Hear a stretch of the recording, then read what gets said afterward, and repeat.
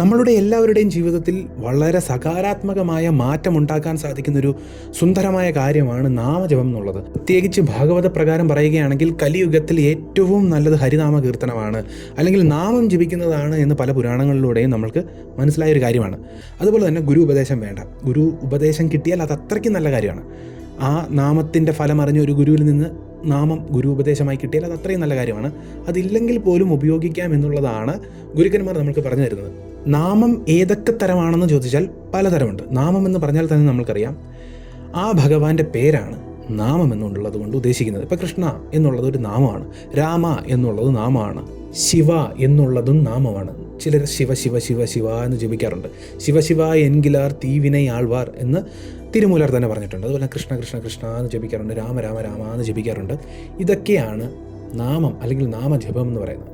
നാമജപത്തെക്കുറിച്ച് മനസ്സിലാക്കുമ്പോൾ നമ്മൾക്ക് അടുത്തതായി തോന്നുന്ന ഒരു കൺഫ്യൂഷൻ എന്താണെന്ന് വെച്ചാൽ, ഏത് നാമം ഞാൻ ജപിക്കണം, ഏത് നാമം ജപിച്ചാൽ ഫലമുണ്ടാകുമെന്നുള്ളതാണ്. നമ്മൾക്ക് നമ്മളുടെ ഇഷ്ടദേവനെ കണ്ടെത്താൻ ഒരുപാട് മാർഗ്ഗമുണ്ട്. അതിലൊന്ന് ഗുരു ഉപദേശമായി കിട്ടുക എന്നുള്ളതാണ്. ഗുരു നമ്മളുടെ സാഹചര്യത്തെയും പൂർവ്വ ജന്മത്തെയും എല്ലാം മനസ്സിലാക്കി, നമ്മളെ തന്നെ മനസ്സിലാക്കിയതിന് ശേഷമാണ് നമ്മൾക്ക് ഏത് ദേവനാണോ, ഏത് നാമമാണോ, ഏത് മന്ത്രമാണോ അനുയോജ്യമായത് അത് തരുന്നത്. അതിനു പുറമെ ജാതകപ്രകാരം കണ്ടെത്താം.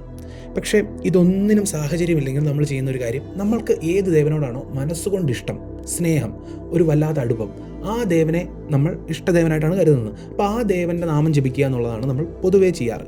അതായത് ചിലർക്ക് കൃഷ്ണ ഭഗവാനോട് വളരെയധികം സ്നേഹമായിരിക്കും, എങ്കിൽ മറ്റ് ദേവന്മാരോട് അത്രയ്ക്ക് സ്നേഹം കാണില്ല. ചിലർക്ക് ശിവഭഗവാനോടായിരിക്കും. നമ്മൾ എല്ലാ ദേവന്മാരെയും ആരാധിക്കുന്നവരാണ്. എല്ലാ ദേവന്മാർക്കും വേണ്ട ബഹുമാനം കൊടുക്കാറുണ്ട്. ദേശദേവനുണ്ടായിരിക്കും, കുലദേവത ഉണ്ടായിരിക്കും. അങ്ങനെ നമ്മൾക്ക് ഒരുപാട് ദേവതമാരെ ആരാധിക്കാനുണ്ട്. ഇപ്പോൾ കേരളത്തിൽ ജനിച്ച ആളാണെങ്കിൽ ഉറപ്പായി അയ്യപ്പസ്വാമിയെ നമ്മൾക്ക് ഒരു പ്രത്യേക സ്നേഹവും ഭക്തിയും ഒക്കെ ഉണ്ടായിരിക്കും അയ്യപ്പസ്വാമിയോട്.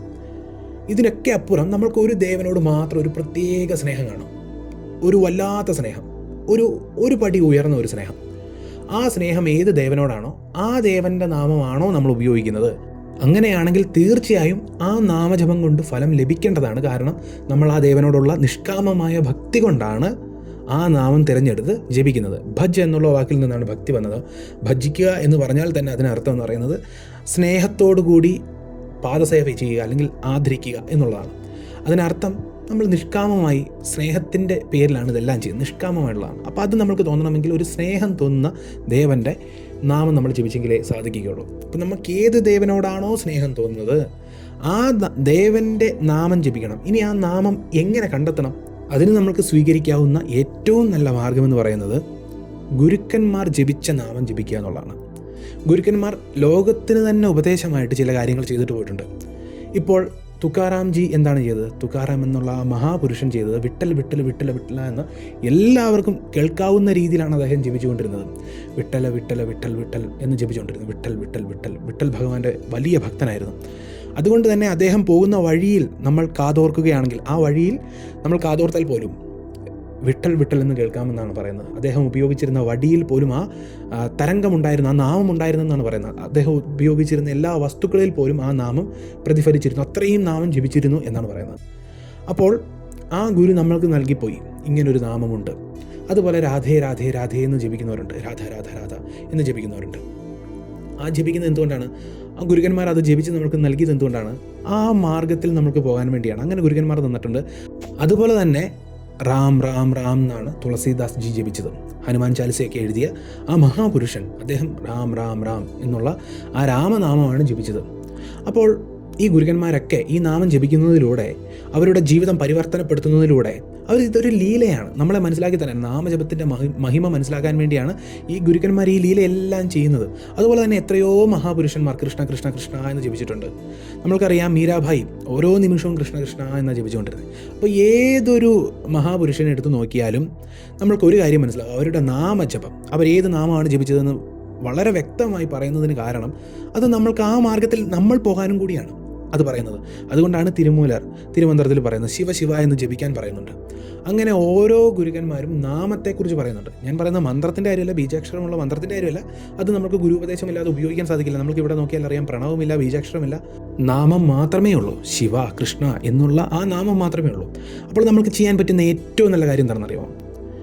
നമ്മൾ ആരാധിക്കുന്ന ഭഗവാന്റെ പരമമായൊരു ഭക്തനെക്കുറിച്ച് മനസ്സിലാക്കി ആ ഭക്തൻ ഏത് നാമമാണ് ഉപയോഗിച്ചത് എന്ന് നമ്മൾ മനസ്സിലാക്കി അങ്ങനെ നമ്മൾ സ്വീകരിക്കുകയാണെങ്കിൽ, ആ കഥയിൽ നിന്നൊരു പാഠം ഉൾക്കൊണ്ട് സ്വീകരിക്കുകയാണെങ്കിൽ അതാണ് ഏറ്റവും വലിയ കാര്യം. ഇതിന് ഇത്രയും മഹത്വം വരാൻ രണ്ട് കാര്യമുണ്ട്. നമ്മൾ ആ ഗുരു തന്ന നാമം മാത്രമല്ല ജപിക്കുന്നത്, ആ ഗുരുവിൻ്റെ കഥയിലൂടെ, അദ്ദേഹത്തിൻ്റെ ജീവിതത്തിലൂടെ പാഠങ്ങൾ ഉൾക്കൊണ്ട് ജീവിതത്തിൽ മാറ്റങ്ങൾ വരുത്തിക്കൊണ്ട് ആ ഗുരുക്കന്മാരുടെ ജീവിതത്തിലൂടെ എന്താണോ നമ്മൾക്ക് മനസ്സിലാക്കി തന്നത് അത് മനസ്സിലാക്കി അതിനോട് നീതി പുലർത്തി ബഹുമാനിച്ചുകൊണ്ട് ആ ഗുരുക്കന്മാർക്ക് എല്ലാ തരത്തിലുള്ള ബഹുമാനവും ആദരവും സ്നേഹവും എല്ലാം കൊടുത്ത് ആ ഗുരു എന്താണോ പറഞ്ഞത്, ഏത് നാമമാണോ പറഞ്ഞത്. ചില ഗുരുക്കന്മാർ പറയാറുണ്ട്, രാമ എന്ന് ജപിച്ചുകൊള്ളൂ, നിങ്ങളുടെ ജീവിതം തന്നെ മാറും, കൃഷ്ണ എന്ന് ജപിച്ചുകൊള്ളൂ എന്നൊക്കെ പല ഗുരുക്കന്മാർ പറയാറുണ്ട്. ഈ നാമം അങ്ങനെ ഗുരുക്കന്മാർ അവരുടെ ജീവിത കഥയിലൂടെ മുന്നോട്ട് കൊടുത്തിട്ടുണ്ട്. അപ്പോൾ നമ്മൾ ആ ഗുരുവിൻ്റെ ജീവിത കഥ വായിക്കുമ്പോൾ ആ ഗുരു പറഞ്ഞ പല കാര്യങ്ങളും നമ്മളുടെ മനസ്സിലേക്ക് വരും. അല്ലെങ്കിൽ ആ കഥ വായിക്കുന്നതിലൂടെ നമുക്ക് മനസ്സിലാവും, ഇങ്ങനെ ഗുരു പറഞ്ഞിട്ടുണ്ട്.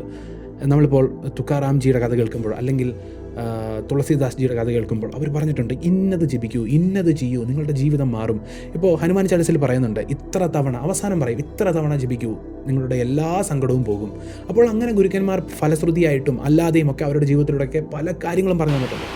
അങ്ങനെ നാമത്തിൻ്റെ മഹത്വം അവർ പറഞ്ഞു തന്നിട്ടുണ്ടാകാൻ എല്ലാ തരത്തിലുള്ള, ഇപ്പോൾ അരുണഗിരിനാഥർ ആയിക്കൊള്ളട്ടെ, പാമ്പൻ സ്വാമി ആയിക്കൊള്ളട്ടെ, മുരുക എന്നുള്ള നാമത്തിൻ്റെ പ്രാധാന്യം എന്താണെന്ന് പറഞ്ഞിട്ടുണ്ട്. മുരുക എന്നുള്ള 3 അക്ഷരത്തിൽ എന്തൊക്കെയുണ്ട്? മുരാരിയുണ്ട്, രുദ്രനുണ്ട്, അതുപോലെ തന്നെ കമലോദ്ഭവനായിട്ടുള്ള ബ്രഹ്മാവുണ്ട്. അപ്പോൾ ത്രിമൂർത്തികളുടെ സംഗമമാണ് മുരുക എന്നുള്ള നാമം എന്ന് പറഞ്ഞിട്ടുണ്ട്.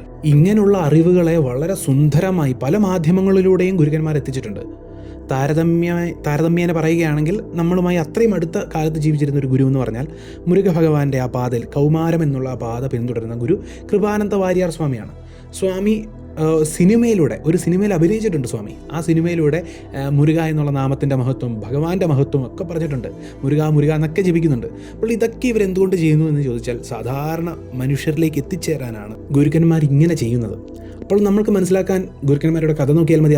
അതുപോലെ തന്നെ പുരാണങ്ങളിൽ പറഞ്ഞിട്ടുണ്ട് രാമ എന്നുള്ള നാമത്തിൽ. ഇപ്പോൾ സ്കന്ദപുരാണം നോക്കിയാൽ നമുക്കറിയാം രാമനാമം ജപിച്ച് എങ്ങനെയാണ് വാത്മീകി മഹർഷിയുടെ ആ പരിവർത്തനം, രത്നാകരനിൽ നിന്ന് വാത്മീകിയിലേക്കുള്ള ആ പരിവർത്തനത്തെക്കുറിച്ച് സ്കന്ദപുരാണത്തിൽ പറഞ്ഞിട്ടുണ്ട്. അപ്പോൾ നമ്മൾക്ക് അങ്ങനെ ഓരോ പുരാണങ്ങളിൽ നോക്കുമ്പോൾ ഓരോ നാമത്തിൻ്റെ, ഓരോ സ്തോത്രത്തിൻ്റെ മഹത്വം പറഞ്ഞു തന്നിട്ടുണ്ട്. ഇപ്പോൾ എന്തുകൊണ്ടാണ് ഈ ഒരു സ്തോത്രം ഫലപ്രദമാകുന്നത്, അല്ലെങ്കിൽ എന്തുകൊണ്ടാണ് ഈ നാമം ഫലപ്രദമാകുന്നത്, ഇതിനെക്കുറിച്ച് എല്ലാമുള്ള കാര്യങ്ങൾ പറഞ്ഞിട്ടുണ്ട്. അങ്ങനെ നമുക്ക് കണ്ടെത്താം. അതുപോലെ തന്നെ നമ്മൾക്ക് ഇഷ്ടമുള്ള നാമം, കൃഷ്ണ എന്നോ രാമ എന്നോ ഏതാണോ നമ്മൾക്ക് ഇഷ്ടമുള്ള നാമം, അത് നമ്മൾക്ക് ജപിക്കാം. നമ്മളുടെ ഗുരുക്കന്മാർ അത് പറഞ്ഞിട്ടുണ്ടോ എന്ന് കൂടെ നോക്കുമ്പോൾ അതിന് ഇരട്ടി മധുരമാണ്. അല്ലെങ്കിലും നമ്മൾക്ക് ഇഷ്ടമുള്ള നാമങ്ങളൊക്കെ ജപിക്കാം. നാമമാണല്ലോ ഭഗവാന്റെ ഏത് നാമം. ഇപ്പോൾ ഹനുമാൻ സ്വാമിക്ക് തന്നെ ഹനുമാൻ എന്നുള്ള നാമമുണ്ട്, ബജറംഗ് ബലി എന്നുള്ള നാമമുണ്ട്, അഞ്ജനിപുത്ര എന്നുള്ള നാമമുണ്ട്, ആഞ്ജനേയ എന്നുള്ള നാമമുണ്ട്. അങ്ങനെ ഭഗവാന് ഒരുപാട് നാമങ്ങളുണ്ട്. അതിൽ ഏത് നാമം സ്വീകരിക്കണമെന്നുള്ളത് നമ്മളുടെ സ്വഭാവത്തിനും അതുപോലെ തന്നെ നമ്മളുടെ ഇഷ്ടത്തിനും ഒക്കെ. അതുപോലെ തന്നെ നമ്മളുടെ ഗുരുക്കന്മാരുടെ ഏറ്റവും നല്ല കാര്യം, ഗുരുക്കന്മാർ ഏത് പാതയാണോ പിന്തുടർന്നത്, ഗുരുക്കന്മാർ ഏത് ഉപദേശമാണോ നൽകിയത്, ആ ഉപദേശം സ്വീകരിക്കുന്നതാണ്. അതുപോലെ തന്നെ നമ്മളുടെ ഗുരുക്കന്മാർ എത്രയോ സ്തോത്രങ്ങൾ രചിച്ചിട്ടുണ്ട്. ആദിശങ്കരാചാര്യർ എത്രയോ സ്തോത്രം ജപിച്ചിട്ടുണ്ട്. അതുപോലെ തന്നെ തുളസീദാസ്ജിയുടെ കാര്യം പറഞ്ഞു. അങ്ങനെ എത്രയോ ഗുരുക്കന്മാർ എത്രയോ സ്തോത്രങ്ങളും അതുപോലെ തന്നെ നാമങ്ങളും ഒക്കെ നമ്മൾക്ക് നൽകിയിട്ടുണ്ട്. അതൊക്കെ മനസ്സിലാക്കുക എന്നുള്ളതാണ് ഏറ്റവും വലിയ കാര്യം. അതുപോലെ തന്നെ വളരെ സുന്ദരമായി ഗുരുക്കന്മാർ ഫലശ്രുതിയിലൂടെ ഈ സ്തോത്രം ജപിച്ചാൽ എന്താണ് ഫലം എന്നൊക്കെ നൽകിയിട്ട് പോയിട്ടുണ്ട്. അതിനനുസരിച്ച് പല ഭക്തന്മാരും ഈ സ്തോത്രങ്ങളെ, നാമങ്ങളെയൊക്കെ ലോകത്തെ അറിയിക്കാറുമുണ്ട്. നമ്മളുടെ ഇന്ത്യയിൽ ഏറ്റവും കൂടുതൽ ആളുകൾ കേട്ടുള്ള ഹനുമാൻ ചാലിസയാണ്. ഹനുമാൻ ചാലിസ ഒരു സ്തോത്രമാണ്, തുളസീദാസ്ജി എഴുതിയ സ്തോത്രമാണ്. അതുപോലെ തന്നെ സ്കന്ദഷഷ്ടി കവചം തമിഴ്നാട്ടിൽ ഏറ്റവും പ്രാധാന്യം അർഹിക്കുന്ന ഒരു സ്തോത്രമാണ്. അപ്പോൾ അത് ആരെഴുതിയതാണ്? അത് ദേവരായ സ്വാമി നമ്മൾക്ക് നൽകിയതാണ് സ്കന്ദഷഷ്ടി കവചം.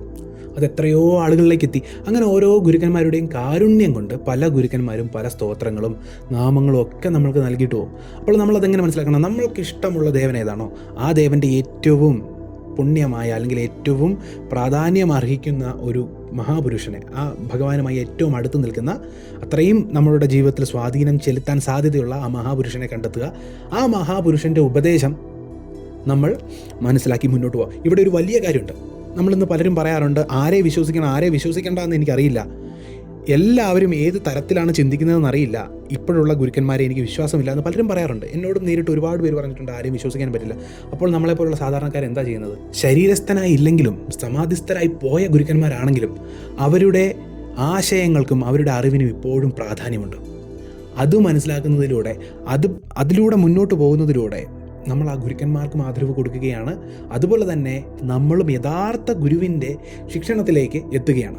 ഈ ഗുരുക്കന്മാർ സമാധിസ്ഥരായി പോയെങ്കിലും ആ ഗുരുക്കന്മാരുടെ അറിവ് ഇപ്പോഴും ഈ കാലഘട്ടത്തിലും പ്രാധാന്യം അർഹിക്കുന്നതായിട്ട് നിൽക്കുന്നു. നമ്മൾക്ക് മാർഗം കാട്ടാനായിട്ട് ആ ഗുരുക്കന്മാരുടെ വെളിച്ചം, നമ്മൾക്കറിയാം ഇരുട്ടിനെ അകറ്റുന്നതാണ് ഗുരു. ആ ഗുരു ഇപ്പോഴും ഇരുട്ടിനെ അകറ്റാൻ വേണ്ടി അവരുടെ കൃതികളിലൂടെ, സ്തോത്രങ്ങളിലൂടെ നമ്മളുടെ മുന്നിൽ, അല്ലെങ്കിൽ നാമങ്ങളിലൂടെ, അവരുടെ വചനങ്ങളിലൂടെ നമ്മളുടെ ഉള്ളിൽ ഇപ്പോഴുമുണ്ട്. ആ ഗുരുക്കന്മാരെ നമ്മൾ ഏത് തരം മാർഗമാണോ സ്വീകരിക്കുന്നത്, അതായത് ഏതു തരം ദേവനെയാണോ നമ്മൾ ആരാധിക്കുന്നത്, അതിനനുസരിച്ച് ഇപ്പോൾ കൃഷ്ണനെയാണ് ആരാധിക്കുന്നതെങ്കിൽ കൃഷ്ണൻ്റെ സ്തോത്രം ഒരു ഗുരു രചിച്ചിട്ടുണ്ടെങ്കിൽ ആ സ്തോത്രം ജപിക്കുക, ആ ഗുരു പറഞ്ഞിട്ടുള്ള നാമങ്ങൾ ജപിക്കുക, അങ്ങനെ മുന്നോട്ട് പോകുക. അപ്പോൾ ഗുരുവിനെ അടിസ്ഥാനപ്പെടുത്തി പോകുമ്പോൾ നമ്മളുടെ ആത്മീയമായിട്ടുള്ള ക്രിയകൾക്ക് ഒരു തരത്തിലുള്ള കോട്ടവും സംഭവിക്കില്ല. എപ്പോഴും അത് നമ്മൾക്ക് ആഗ്രഹിക്കുന്ന ഫലം കൊണ്ട് തരും എന്നുള്ള കാര്യത്തിലും ഒരു സംശയവുമില്ല. അപ്പോൾ ഗുരുക്കന്മാരെ നമ്മൾ കൂടുതൽ മനസ്സിലാക്കുമ്പോൾ ആ ഗുരുക്കന്മാരുടെ സ്തോത്രങ്ങൾ, അതാണ് പറയുന്നത്, നാമം മാത്രമല്ല സ്തോത്രം. ഇപ്പോൾ ഒരു പ്രത്യേക കാര്യത്തിനായിട്ട് ഒരു പ്രത്യേക സ്തോത്രം ജപിക്കണമെങ്കിൽ, ഇപ്പോൾ കടം പെരുകിയിരിക്കുകയാണ്, അല്ലെങ്കിൽ സമ്പാദ്യത്തിന് ആവശ്യമുണ്ടെങ്കിൽ ആദിശങ്കരാചാര്യർ എഴുതിയ കനകധാര സ്തോത്രം, അപ്പോൾ ആ ആചാര്യസ്വാമികൾക്ക് നമ്മൾ മര്യാദയും കൊടുക്കുന്നു. അതുപോലെ തന്നെ അദ്ദേഹത്തിൻ്റെ ആ പുണ്യമായ സ്തോത്രം ജപിക്കുന്നതിലൂടെ നമ്മളുടെ ജീവിതത്തിലും പരിവർത്തനം വരുന്നു.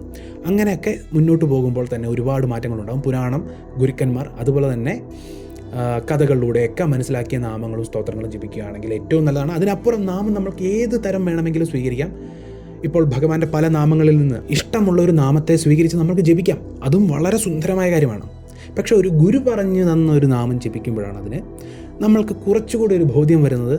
ഒരു എന്താ പറയുക, ഇതിനു മുൻപ് ഒരു ഗുരു ജപിച്ചിട്ടില്ലേ എന്നുള്ളൊരു ബോധവും അതുപോലെ തന്നെ ഉത്തമമായ വിശ്വാസം വരുമ്പോൾ നമുക്ക് ഇരട്ടി ശക്തിയോടുകൂടി ജപിക്കാനും സാധിക്കുന്നത്. അതിനപ്പുറം നമുക്ക് ഏത് നാമം വേണമെങ്കിലും, നാമം മന്ത്രമല്ല, നാമം ഏത് വേണമെങ്കിലും സ്വീകരിച്ച് ജപിക്കാമെന്നുള്ളത് തന്നെയാണ്. പക്ഷേ ഒരു ഗുരുവിൻ്റെ കഥയിലൂടെ മനസ്സിലാക്കുന്നതാണ് കുറച്ചുകൂടെ ഉത്തമം. അഹോബിലം.